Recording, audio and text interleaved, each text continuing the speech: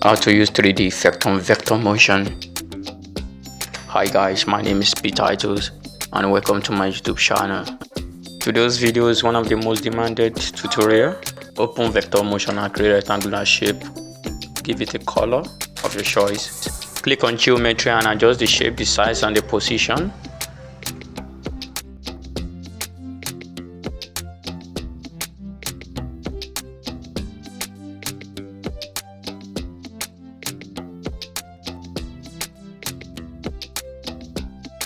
Click the plus sign and add cube shape. Click on color panel and apply your choice of color.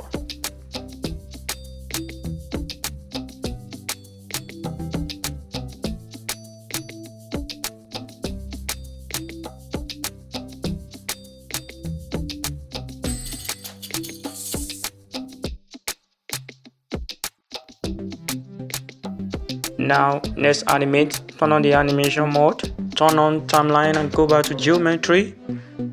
So swipe your finger to left in order to move the cube in a rotational manner. So as you are swiping your finger to left, make sure you are increasing the time on the timeline in order to create keyframes. Make sure you turn off animation mode anytime you want to draw.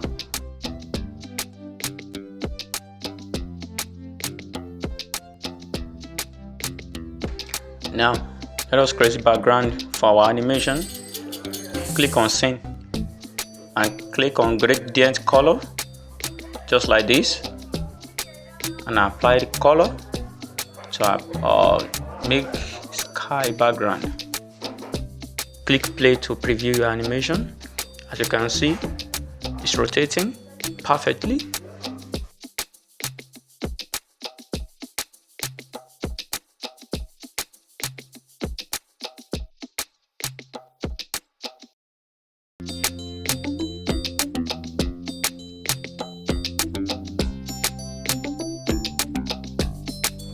Let's create 3D text effect.